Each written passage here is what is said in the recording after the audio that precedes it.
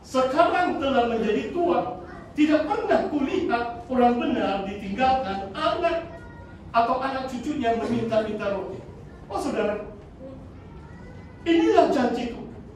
Kita tidak perlu mengemis atau mengambil pinjaman dan tidak bayar kembali. Orang benar itu diberkati itu. Wah, waktu saya pas sidang itu di Lekas itu mungkin 17 tahun yang lalu. Waktu itu saya langsung tidak ada rumah. Saya sudah 42 tahun. Saya tidak pernah pikir pun satu hari saya memiliki rumah. Kalau dalam konteks pelayanan SIB, di mana-mana pasti itu ditempatkan itu ada rumah sidang. Jadi waktu saya pasti di Aranda, itu rumah sidang saya tinggal. Jadi saya pikir tidak payah saya ada rumah di mana pimpinan itu utus saya tinggal di situlah itu. Waktu saya pasti di Lekas, pimpinan gereja itu menyewa satu rumah. Mereka yang bayar itu sewa. Jadi saya tidak pernah pikir tuh. Tapi sehari waktu Christmas ini kesaksian bagi kemudian nama Tuhan. Adik saya datang di rumah sehari setelah Christmas. Mungkin adik saya menaruh saya abang, ada 4 adik beradik semua lelaki. Saya anak sulung, satu orang yang pastor. Jadi adik saya dia kerja peguam, sekarang dia seorang hakim di Kucing. Tapi waktu itu dia masih kerja peguam. Dia datang di rumah tanpa saya tahu, saya tidak jemput, saya pun tak kaget. Jadi dia bilang, Tony, kalau kamu mau, saya boleh beri pinjaman 200.000 untuk tolong kamu beli rumah. Itulah saya datang membeli rumah 2006. Saudara tahu bagaimana saya balas adik saya? Saya bilang, nama dia Alex. Nah Alex, kamu tahu saya pasti SIB? Belum pasti saya dapat bayar kamu balik. Saya bilang, kadang-kadang 100 ringgit pun saya tidak dapat jimat. Jangan kamu harap-harap, saya kasih tahu dia. Kalau kamu mau beri pinjaman, tidak tahulah, tapi saya berusaha. Saya akan berusaha bayar kamu balik.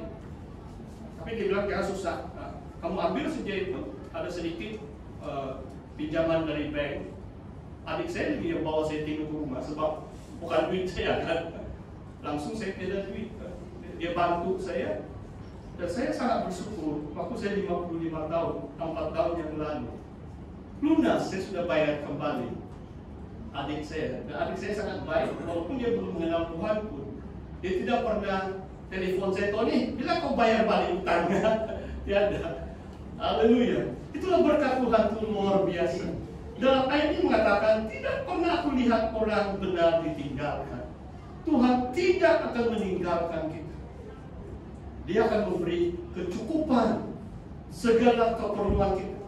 Tuhan akan cukupkan bagi kemuliaan nama-Nya. Ayat 26 dan yang terakhir, tiap hari orang benar ini menaruh belas kasihan dan memberi pinjaman.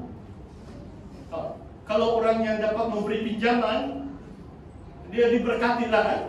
Sekarang pun saya tidak boleh katakan saya dapat beri pinjaman. Kadang-kadang, saudara hati-hati. Kadang-kadang kalau kamu beri pinjaman, lebih baik memberi dengan sukacita tanpa mengatakan itu pinjaman. Sebab kadang-kadang teman kita tidak dapat bayar kembali, kita sakit hati. Waktu saya peguam, berapa orang saya tolong. Kemudian 10 tahun kemudian pun mereka rasa malu. Kalau nampak saya dikikik terus mereka jalan sebelah sana. So tidak bayar utang saya kan. Jadi memberi pinjaman pun ada masalah. Itulah adik saya begitu baik, dia beri pinjaman dengan tidak mengharapkan abangnya dapat bayar dia kembali. Tapi atas nama Tuhan saya dapat membayar dia balik 100%, tapi tiada bunga, dia tidak kenakan bunga. Lebih 10 tahun saya berutang dengan adik saya. Dan saya dapat mengembalikan apa yang dia pinjamkan kepada saya. Saudara, inilah kebaikan Tuhan. Dia menaruh belas kasihan dan memberi pinjaman. Anak cucunya menjadi berkat. Anak-anak kita menjadi berkat. Ini luar biasa. Saudara, saya percaya ini janji-janji Tuhan untuk orang percaya, untuk saudara dan saya. Memang ada tanggung jawab kita untuk membesarkan anak-anak kita. Tetapi kita tahu, sebagai ibu dan ayah, kita banyak keterbatasan, mungkin kekurangan dana atau waktu.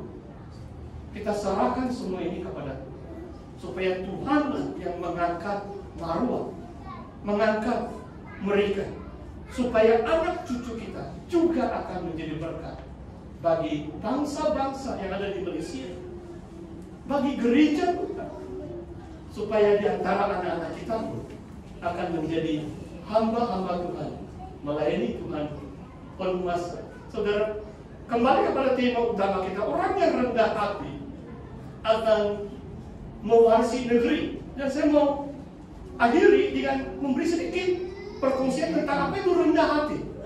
Dalam bahasa Inggris itu unik. Nabi Musa merupakan orang yang paling rendah hati. Kitab Bilangan pasal 12 ayat 3 atau 4. Saya lupa catat ayat itu, tapi saya lebih kurang ingat. Waktu dia dibantahi oleh beberapa pemimpin suku Israel yang lain. Apakah respon Musa bila orang memarahinya, mungkin mengutukinya dan sebagainya? Dia langsung tidak mengatakan. Dia hanya katakan, kalau Tuhan memanggil aku, sebab mereka menaruh buruk sangka atau mereka sanksi terhadap panggilan Musa. Kenapa kamu yang mau jadi tetua atas kami semua, kata mereka. Dan Musa tidak membenarkan diri. Dia katakan, kalau Tuhan yang memanggil aku, ini akan berlaku. Saudara tahu apa yang berlaku kan? Itu bumi, Eretz. Itu tanah terbelah dua, mereka jatuh ke dalam. Di bumi itu yang sudah terbelah dua. Maksudnya Tuhan yang membenarkan Musa. Saudara, orang yang rendah hati adalah orang yang tidak membenarkan diri.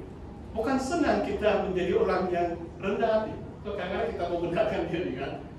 Wah, kalau pemimpin atasan marah kita pun, kita mau respon. Orang teriak nih, kita pun mau teriak balik begitu kan. Itu manusia. Tapi orang yang rendah hati, dia mengandalkan Tuhan. Dia tahu Tuhan akan membenarkan dia. Dan Yesus dalam ucapan bahagia memetik dari ayat Mazmur 37. Salah satu ucapan bahagia dalam Injil Matius adalah berbahagialah. Di situ mengatakan lemah lembut.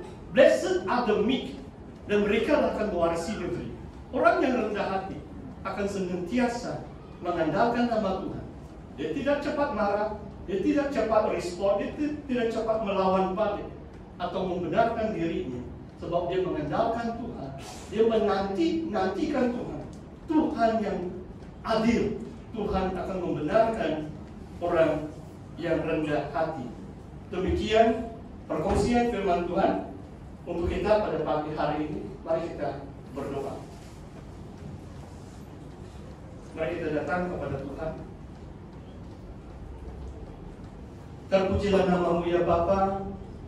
Kami sangat bersyukur atas sabda firman-Mu mengajar kami dan janji-Mu bahwa orang yang percaya akan mewarisi negeri. Kami bakal masuk dalam kerajaan-Mu, kerajaan yang kekal, langit dan bumi yang baru. Terima kasih ya Tuhan.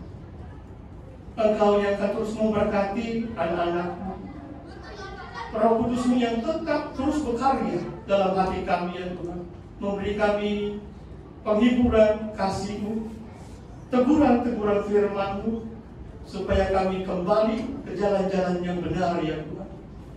Sekalipun kami berhutang ya Tuhan, kami mohon berkat dari Tuhan.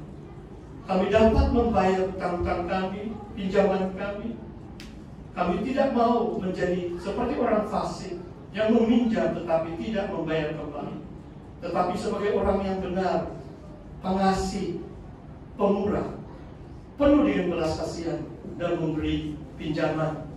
Terpujilah nama-Mu ya Tuhan. Inilah doa kami di dalam nama Tuhan Yesus Kristus. Kami mengucap syukur dan berdoa semuanya ini. Amin. Sebelum saya mengundur diri, beri saya 1-2 menit untuk berkongsi sedikit tentang buku saya, Pastor. Ya, seperti yang saya katakan tadi, ini buku terkini saya, koleksi esai Tuhan Tritunggal, dan Pastor Majelis mungkin 2 minggu kerjanya untuk memproduksi. Inilah bahasa Melayu, pas sidang kamu luar biasa. Dia juga menyertai kelas saya Galatia di SDS. Cuma sebagai murid dia perbetulkan bahasaku boleh itu luar biasa itu. Dalam Tuhan tuh begitulah kita saling mendorong satu dengan yang lain. Ini cetakan yang kedua. Cetakan yang pertama sudah habis jual 300 naskah. Ini tafsiran surat Galatia. Bukan senang saya memberi penguraian setiap ayat dari surat Galatia. Tajuk besar itu kebenaran Injil. Sebab dalam surat Galatia itu ada kalimat the truth of the gospel 2 kali, surat Galatia, dan ada juga Injil Yohanes bab 1 sampai bab 12, dan harga buku ini Rp40 senaskah lah. Kalau yang berminat nanti boleh membelinya. Rp40 sahaja. Ini haleluya. Ya, terima kasih perhatian kita. Saya sarankan kembali kepada pastor ataupun MC. Ya, dipersilakan.